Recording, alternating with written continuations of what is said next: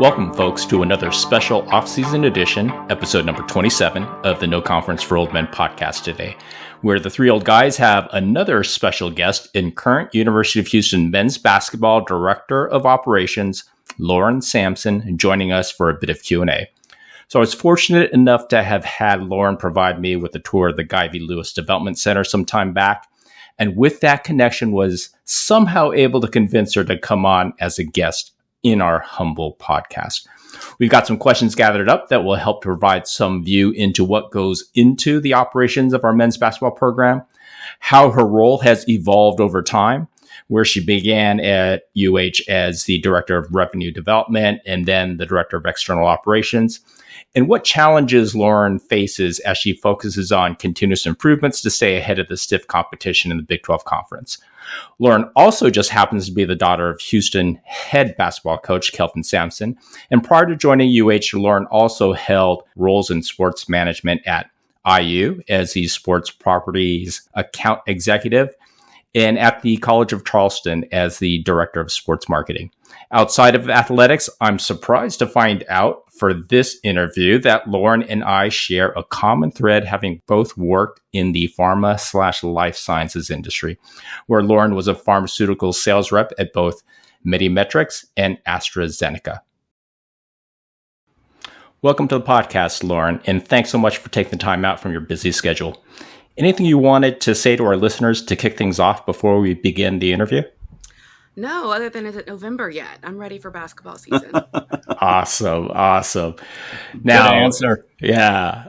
For us, we've been in kind of the corporate environment, not really into the sports administration, though Bill claims that he was part of professional sports, but that was more on the sales side. But anyone that's worked in a large organization, they know that the operations team is the engine or the heartbeat that ensures the entire organization is running smoothly, efficiently, without distraction. Your role leading the charge on this front is critical for the men's basketball team. But for fans that don't know the intricacies of the role, would you mind maybe educating fans around what goes into your current role and how it has actually morphed or changed over time? Yeah, so I'm really blessed that I have a operations team that I work with within the program. So Bobby Champagne, does more of the typical operations as far as travel, schedule, meals, coordination, budget. So thank goodness I'm none of those things. And I'm very much more of the external. So, my brother and I always laugh, like, how do you describe what I do? And the easiest way is everything that you see of our program is through me in some way. So from marketing, graphics, video, branding, uniforms, new to this year uniforms, to, we just did a facility upgrade, to social media, that's all me. Oh, very nice. And what's really been the most challenging aspect of your role to this point? We are a stubborn bunch, the Sampsons, and, we had some really clear, ideas of how we wanted our program to present itself. And it really was, we wanted to change everything about it. And so some of those battles that we fought early on, those were tough. And I think it's always shocking. People are always shocked to know how much in the weeds we are. Yeah, I mean, and thankfully, you and your family are here with us. I think, we've been part of following the program since the old Phi Sigma Gamma days, and then kind of the 2 decades in the desert where we saw the program fall into disrepair. And it needed, folks like yourselves coming in to really shake things up and push the envelope, so to speak, and wake people up. So thank you and your family for that. Absolutely. Yeah. I mean, Bill had a question since you had brought up uniforms. Right? Correct.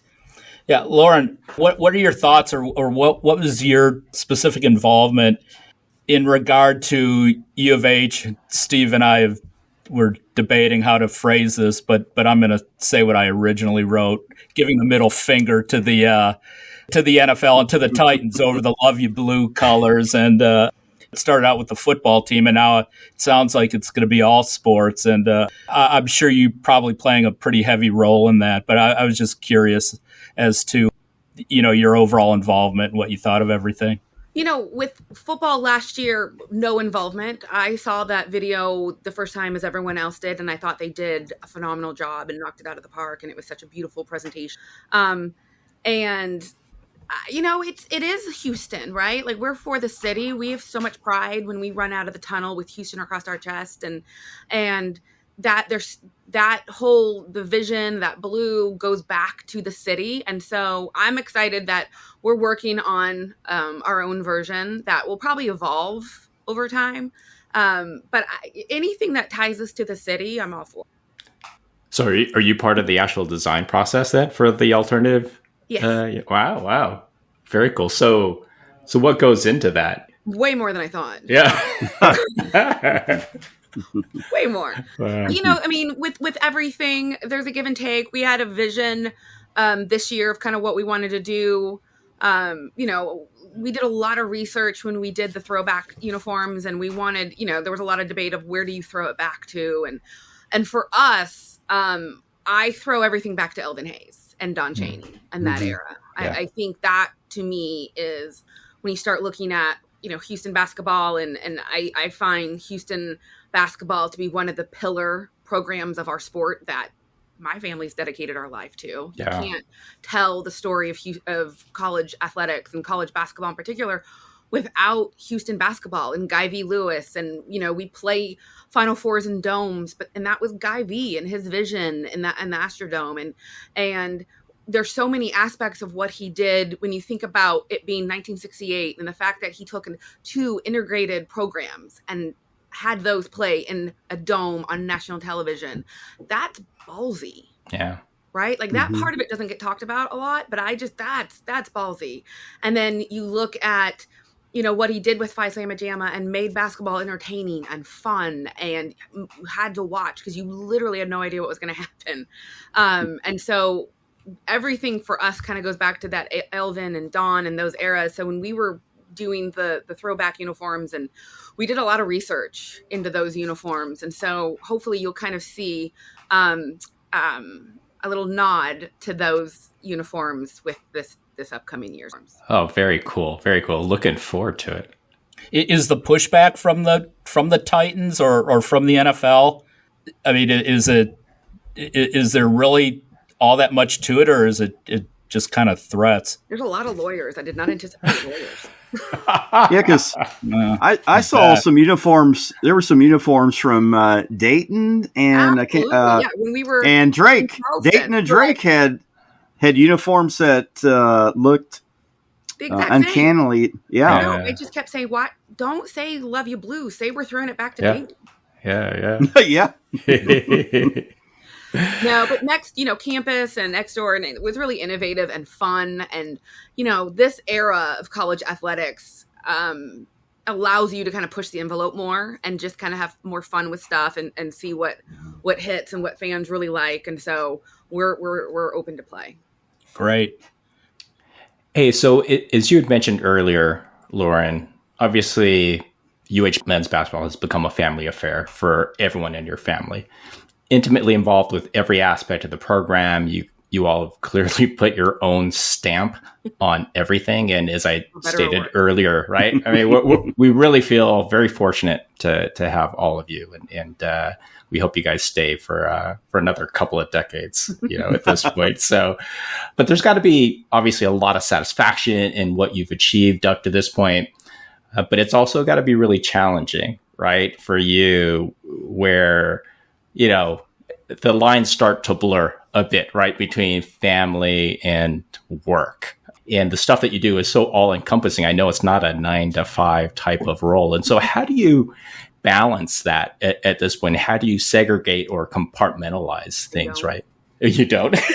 Yeah. I don't.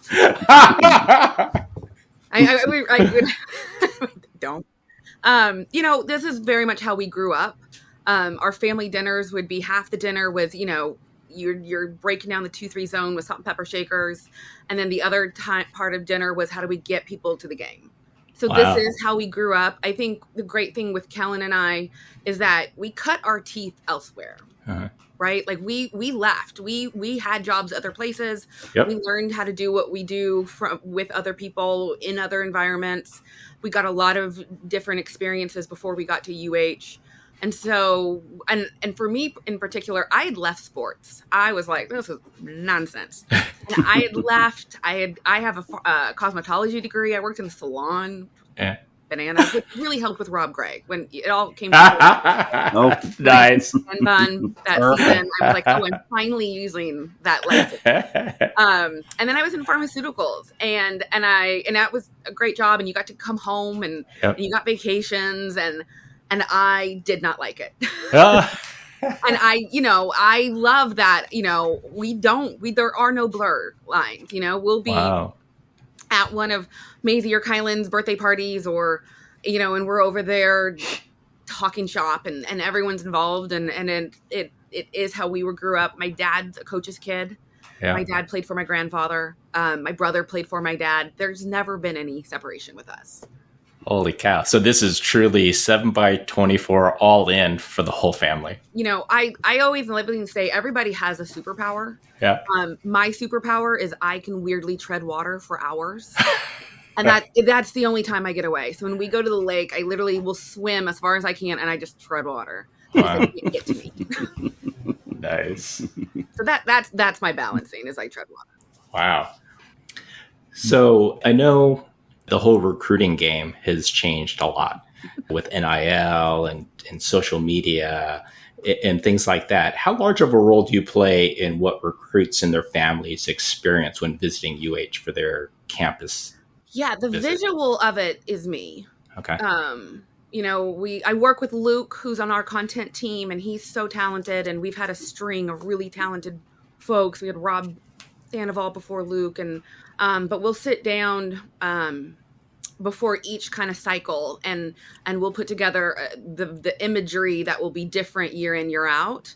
And then it's also different if it's an unofficial, if it's a junior versus a senior. You want each photo shoot, each experience to be progressive, so that by the time they take that final official visit, there's still something that they haven't seen. Yeah. We are a program that is unique in that we all like each other. We really do like each other, right? Like you'd be shocked how many times that we'll just kind of the staff will get together, with families to do something. Like it really is a family affair. Hollis Price was at my high school graduation. Yeah. We've known each other forever. And so we make sure that can be seen and experienced by recruits. And so we'll do each assistant, we kind of call it Cougar game night, and each assistant kind of does their own thing. So sometimes it's like an amazing race where, you put people in teams and we're all competing. And so we want the mom to get to know an assistant coach, and we want the dad to be with the head coach. So, there's always things and different things, and every visit is a little bit unique to itself.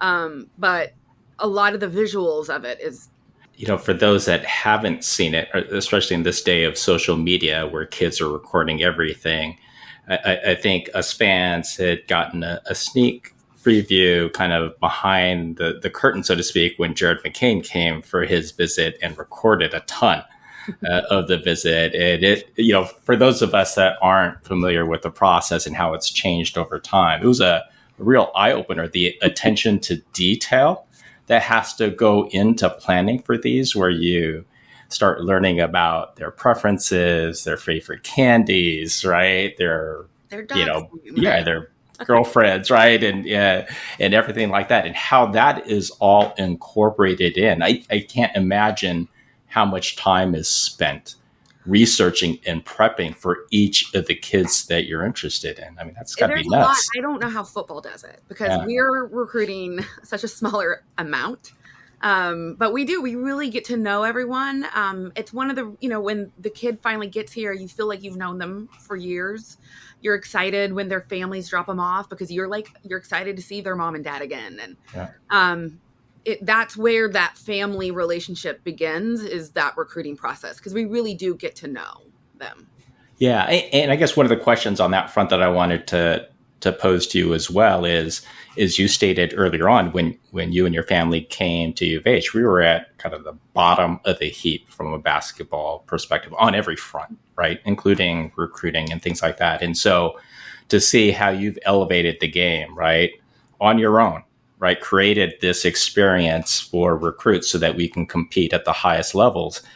I mean, you set a new standard for all of their sports within the University of Houston family. And so they had to be an eye-opener for them as well. I mean, have they come back to you all to say, hey, basically teach us, right? Or we need to elevate across the board? No, I think, honestly, I think, I don't know if we've had those conversations, but, I always lovingly say that we're not here to reinvent the wheel, but we are looking for new ways to fit the wheel to our car, right? So I think the nature of what we all do is we look and monitor what everyone else's does, right? Like, if when the beginning of a cycle, I'll sit and go through our targets and look at where else they've gone and what they've done and to see, I like that, we may take that, or, I haven't thought about doing it that way. And I'm sure that every other sport does the same thing.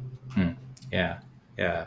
Interesting. I mean, we touched a bit on the changing landscape with NIL and things like that, with conference realignment, the TV dollars changing, NIL. How has that impacted kind of your role from an operations perspective? It is an everyday conversation, and an everyday is in your thought. NIL's in the back of your mind with everything you do. It just is. Yeah. I'm so happy for our kids. I think that I'm one of those that I've welcomed this era. I think that the idea of these kids being amateurs and just the scholarship went away in 1984 when Oklahoma filed their antitrust lawsuit. I think that the amateur aspect kind of was null and void then. So I think the space is going to continue to evolve. And those who will stay competitive in it are those who are really flexible. Yeah. That makes sense. So that makes sense. One thing we always say up here is that you play the cards you're dealt, not the cards you wish you were dealt. Yeah. These are the cards. Yeah. Well, let me. I know Steve likes to ask and create all the serious questions. I'll go a little off topic. And you mentioned it, and we know you oversee the basketball events. We were wondering. And I wrote initially without throwing anyone under the bus, but if you'd like to, even better, you could recount any maybe humorous, slightly embarrassing stories that might provide a little more insight from the events or from anything else, just to maybe provide a little more human side to the players and perhaps get a smile or chuckle or somewhat from our listeners. These kids are kids. And so you'd be shocked how many, like, these conversations we're having and you're like, what? I still giggle. Wes Van Beck's senior year, he was my intern for class, and I had told him, hey, I need your help with this photo shoot. And we were going to do the 4 seniors of that year. So that was Devin, Rob, Nura, and Wes. And of course, practice had gone over because Coach Sampson never listens to my timeline. And the content creator guy wanted to do a shot with them in warm-ups on the top of a parking garage near campus, but so that we could see the skyline. And he was yelling at me, and I looked at Wes. I was like, Wes, I need you to get him. We're getting ready to lose the sun. And Wes just started screaming, we're losing the sun. We're losing the sun. And he was just running around. And I was just like, oh, God, we bring it down. And then so that was one shot. The other shot we were going to do where we found like a blacktop in like downtown Houston. And we had like those smoke bombs where you just like throw the smoke, and then the kid was going to dribble with, one of those shots you always do in an intro video. Yeah. And, we were in a blacktop in Houston. So there were some folks we didn't know. And all of the dudes looked at me. They're like, you got to go tell them to move. And I'm like, you went to the one girl.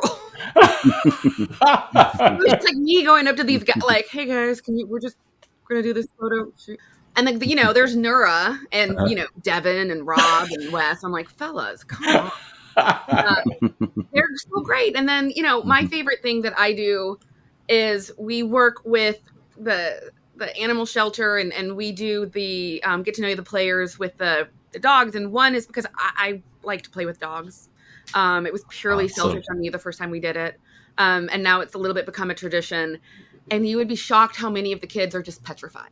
Are they? They're puppies. Oh, wow. And they're just staring at me. And my favorite thing, though, is, and this is true for every team I've ever worked with, is that they are the most gregarious and fun and open. And then you put a camera in front of them and they freeze. And so that really is the big reason why we do these puppy, is that they forget that there's a camera and they're really open. You're able to see them as I see them. Yeah. And so we keep doing that, but it's the convincing them to do it.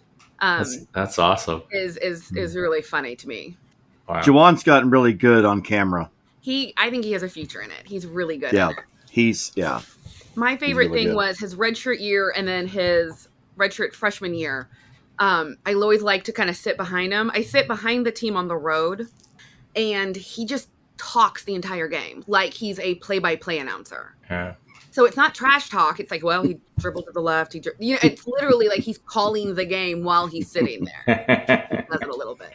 Yeah, no, I mean, it's incredible to watch the kids. And I think it's fortunate for us to have a program where a lot of the kids stay, right? It's not a ton of one and dones. And so as fans, we actually get to see these kids grow over time. And it is quite the transformation for all these kids, right? As they mature into young men. It's incredible, the job you guys do. So on the recruiting visits, we have, as the recruits walk to go to where we set up the photo shoot, we printed out big photos on foam, these huge photos of like Marcus Sasser's recruiting photo, and then his NBA shot, and like Nate Hitton's, and then Jarris looked the exact same.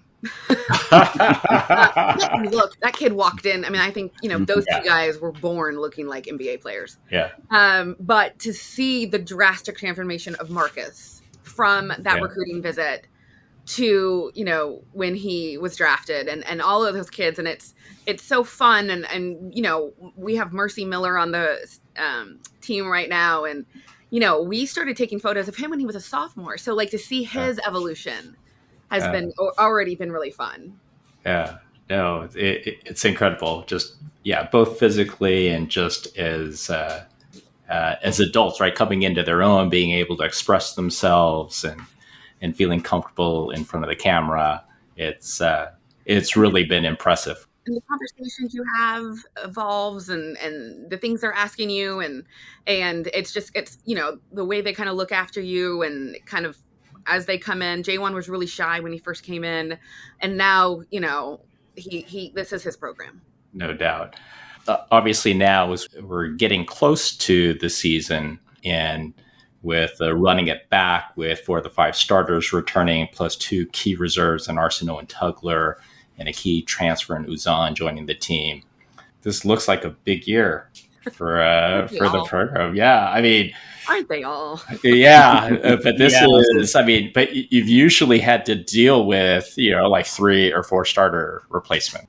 This is, I think, it's the first time where we've had so many returning players, and all really high performing players. So you all have to be really, really excited about this upcoming season. From my perspective, of course, the on the court, but last year's team was such a joyful team. Every team's kind of known for something, and every team has its own vibe, and last year's team was so joyful. It was such a fun group to be in. Coach always says you hear a good team, and last year's team, I mean, on the bus, in the locker room, walking to practice, like you would hear us before you saw us. Mm-hmm. And already, I mean, this is a loud team. That's great, though. Yeah, it makes it fun, right? They do, and they're giggling, they're laughing, and they're, asking questions, and they're, we always kind of eat together lunch, and, conversations, we'll put on games, and it's a lot of fun, this group. And how the new kids fit in with the team? How's that been going on? Right. Mercy and Chase, we recruited both of them for a long time. So they had been here multiple times. They came here during the season multiple times. So they've definitely been around us.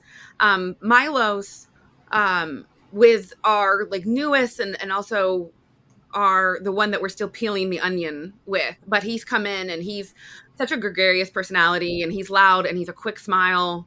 And so he's already kind of fit in. Awesome. So I don't know if you remember when you had, given the tour for me, and you had made a side comment at that point in time. And this is when Emmanuel Sharp was a freshman, and I think Javier may have been a redshirt freshman that year. Neither one were playing much. But as you were talking about the team and providing the tour, you had highlighted next year, these are the two guys you need to look out for, because we expect big things and breakout performances. And I thought, wow, okay, that's pretty cool to get a little bit of that insight. Not to put you on the spot here, right, coming into this season, but if you got any other bits of insight, because I don't think people realize, right, how integrated you are into the entire program, right? Your role is a little bit different than, obviously, since it's a family affair, right? It's so you're involved in everything, not just operational things. You're part of discussions around the kids, the players, how they're progressing and things like that. So if you got any insights to share with fans in terms of kids to look out for coming into the season. I'm excited for Terrence. He was really turning the corner before he got hurt last year. He was. And, he's another year older. And I think sometimes for kids who, when you've just played and you've been a star, sometimes you don't get a chance to sit back and watch the game. And he has. Yeah. And so I'm really excited to see him. JoJo's another one where he's going to be another year. And the thing, though, with those guys, too, is they've now gotten another year in the weight room. Yeah. Right? We play such a big physical style of play, but we're also in a really big physical league. Yeah. I mean, the Big 12's no joke. Yeah, no joke. You know what I mean? Coming out of it's my favorite thing pregame. I never know what to do pregame, and it just turns into peacocking, right? Because you have the operation staffs of each teams, and we're just kind of walking around aimlessly. Because the hay's in the barn. Like, what are we doing? Yeah, do something graphic right now. And so we're just staring at each other. And those first couple of Big 12 games, I was like, "Jeez, yeah, these guys are huge." Whereas in the American, everyone looked at us like, "Jeez." Yeah. And so, the fact that Terrence and JoJo are going to be we're in the weight room that year longer. The other one who's been really fun to watch this summer has been Ramon. Oh, nice. Everyone loves Ramon. So. To know Ramon is to love Ramon. Yeah. And he's just the sweetest kid, but that kid has been in the gym. Nice. And so I think it's going to be great things for him. Awesome. No, thanks for sharing that. I think Ramon, I asked, there's a Bobby's kind of assistant. Is his name Hickson? First name? Dan Hickson? Yeah, I was able to attend one of Kelvin's practices, so I asked him, who are the gym rats? And Ramon's name came up. And I think we were at a couple of games last year where even after the game was over, Ramon was out there, shooting again. He's definitely a gym rat. He's an easy guy to root for. He's an easy guy to root for. He's that kid that anything you need, if you need that spark, that was a loss for us, especially kind of going the end of conference season. And it was such a blessing to have him come back postseason. Yeah. Hey, Lauren, I mean, last year was such a huge success, right, for the program. And obviously for us fans, none of us came into the season having expectations of winning the conference outright. We had hopes of competing for it because you guys have obviously raised the program to elite status. But again, new conference, hadn't played against the teams for, obviously, you guys are so experienced and have experienced, right, other great leagues before. But did you guys come in expecting to win or to compete for the championship in year one? Our whole thing is you compete and you play the game in front of you. And that didn't change. Well, I'll say this, guys. It was this early November after our first game, and I attended practice, and Kelvin was talking about something, and he said his exact words, and this is how we're going to win this conference. And that's true every year, right? Like we're going to compete. That's why we're here. We're not here for a participation trophy. Yep. Yeah. We want to go and let's go try to cut down some nets. Yeah. Mm-hmm. I think the jump was so big. I will say the American prepared us for the Big 12. Mm-hmm. When you think about, we were everyone's circled game. Yes. Right? Like we sold out every arena. We sold out visitor arenas way faster than we filled up our own. And so every road game, and I will say this, the last 4 or 5 years before every single road game, Bobby Champagne, who's our more traditional director of ops, who does our travel and all, and myself, we have to have a meeting with the facility staff to go over court storming procedure. Every road game for the last 4 or 5 years. Yeah, that's nuts. And so, going into these arenas in the Big 12 really for us wasn't that different from going into the arenas in the American, because they were. Well, Tulsa always sold out. Yeah. It was Tulsa always sold out against us. Right? I mean, Memphis was wild. Tulane was wild against us.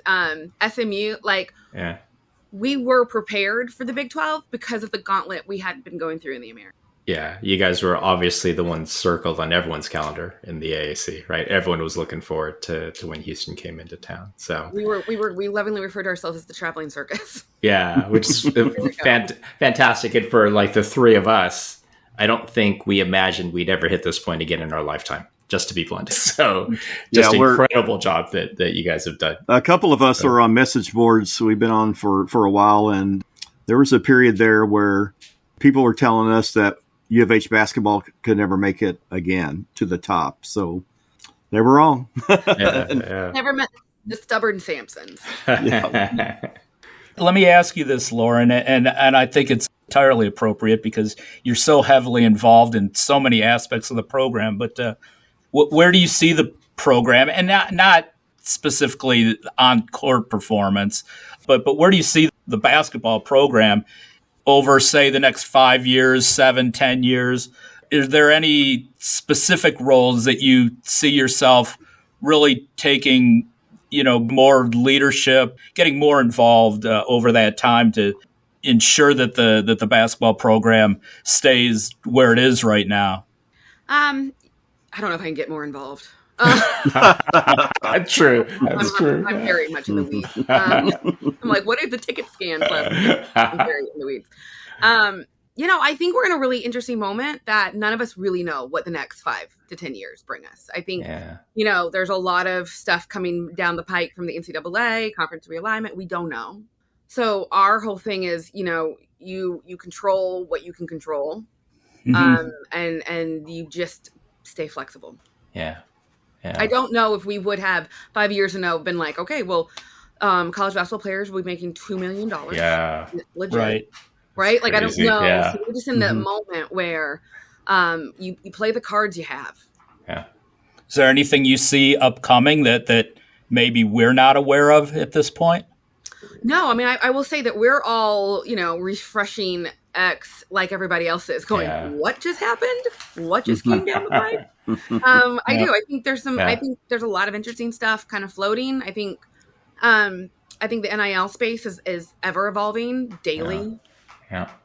I think transfer portal is interesting. I think it's all fluid. Nothing's in pen right now. Everything's in pen. Yeah. Which makes planning so fun. Yeah. Right. But exciting, right? But exciting. So you're scared to go to sleep because you're like, I don't know what's going to happen when I wake up. It reminds me of the Kelvin saying, building the airplane when you're in the air. Yeah. That's a little bit of that, where we're all just kind of, something will happen and you just see all of our offices will just stare at each other like, did you just see that? We're all just, we know what we do. We know the culture we've built. Mm-hmm. We've continued to stay really true to that in this era. Nothing beats building relationships. We're all in it for the same reason. My dad says this a lot, and it's the truth. We don't expect to be the player's life, but they are ours. That has remained the same. That hasn't changed in the last 5 years. That was the same in 2014, and it was the same in 1983 when he was at Montana Tech. Those things remain. So those are the things we can control. No, that's phenomenal. And I think it comes through in every communication that goes out that it's definitely a players first program. And I'm sure that the kids appreciate that as well. So most days. Yeah. Intense. Well, thank you so much today. I don't have any other questions, guys. Were there any other topics or questions, things that you wanted to cover, Lauren, that we haven't posed today here? Not really. How was youth camp? Oh, yeah. How was it? Always so fun to see these kids. This was Maisie's first time being in camp. Oh. It was hilarious. How old is Macy now? She's 6. Wow. She's 6. Okay. So the first week was very much just an opportunity for cardio. I don't know if she touched the ball. She just kind of ran. I worked with some 6-year-olds today in basketball. It's interesting. They're so innocent, naive, and everything's fun. Oh, and it's so way we do our camp is and we've been doing this same camp since my dad first started, and then it was the way Judd Heathcote did his camps at Michigan State. And, you have the rookies, which is like elementary school, and then you have minors, which are middle school, and then majors that are high school. And the most competitive by far is those minors. And it is intense. And my favorite is our players are the coaches. And these rivalries start up. And my favorite is these kids have no filter, kids have no filter. And so the questions that they ask the players, they're not getting asked those questions a lot anymore. Yeah. And so their reactions to them and their looks are like, what? It is. It's this, and we make brackets. So you compete throughout the whole week, and then championship Thursday. So today was championship day, and the trash. It's just the fun. It's so fun. And we get to know our players in a different way going through camp with them. Yeah. That's neat. Yeah, that is neat. But I'm also very glad it's the last day. Yep. Ironically, I work with a couple of 6-year-olds on the podcast. And times 10. That's right. 10. Well, with that, I think that's it for today. Thank you so much, Lauren, for your time. I know how busy your schedule is. Hopefully we can entice you to come back in the future. Of course. Just let me know. Awesome. Yep, really appreciate it. No problem. Yeah, thank you. Thank you so much, Lauren. Okay. Take care. Go Cougs. Go Cougs. Go Cougs. So that's it for this episode 27 of the No Conference for Old Men podcast. Hope you all enjoyed it. And again, would really appreciate it if folks would follow, subscribe, or collect our podcast, depending on your podcast platform of choice. We're also available via the Republic of Football podcast feed from the folks at Dave Campbell's Texas Football as the only basketball-centric podcast. We're at the GoCoogs.com website for those that prefer to digest the content that way. We appreciate the continued support from all. Also, please give us a follow on our Twitter account, No Conference for Old Men. And as shared before, during the off-season, we're still in our monthly cadence. So please be on the lookout to download and listen as the next episode drops in July. Take care, everyone.